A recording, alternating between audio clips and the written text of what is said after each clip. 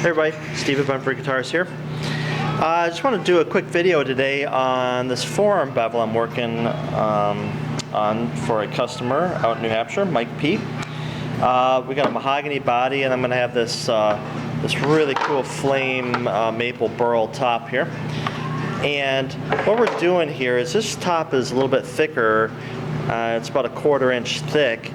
And we have a forearm bevel, and I'm going to bend it over this bevel. A lot of times I'll just glue it on flat and then slice through and have the body wood showing. But today I'm going to actually bend this over this bevel. Now, having thicker tops like that, it's really hard, or if not almost impossible, to bend that out with, you know, getting good clamping pressure on an angle here. And if you've got a vacuum bag, that works pretty well, but I don't have one of those. So normally I do 1/8 inch tops, and those are real easy to bend over, but this top is a little bit thicker, and I didn't want to thin it down anymore. So what I did is I went ahead and I beveled the body how I wanted it, put a little smooth transition here, and smoothed it out nice. So then what I did is I have my top, which is rough cut out, and what I did on the back here where the bevel is, I put a series of 1/8 inch routes right where that bend is going to be on this side. And they're about half the thickness of this top, so they're about 1/8 inch wide, 1/8 inch deep. And how many of them is there? 5. So what's going to end up happening is that's going to put a little bit of relief. It's going to thin it down in all those areas right on the curve. So now, see if I can actually get this on there. Oh, here's a good shot of my locating pins. There's 2 there and 2 in the neck pocket, and they correspond with these holes in the body. So if I can line this up, oh, there it is. There you go. So that keeps the top from shifting around when you're going up.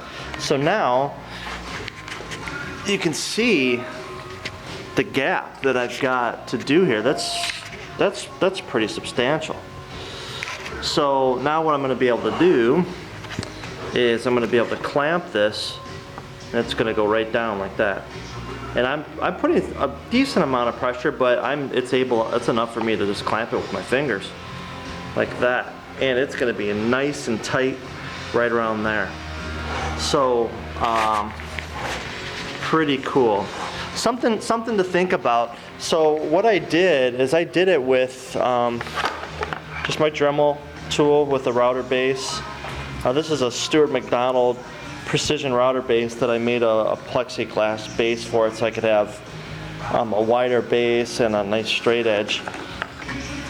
And I just double stick taped a board down to the other side, plunged this down in there, routed, making sure that I didn't go too far. So when I glue this board up and sand it flush, I'm not going to see these big gaps on the side. And that's how you do that. So if anybody else has got a better way, I'd love to hear it. But that's the way that I came up with, and seems to be working so far. So this is my first shot at trying something like that, so we'll see what happens. Thanks a lot, and as always, visit my website, benfordguitars.com, and you can like me on Facebook if you do that sort of thing. Talk to you later.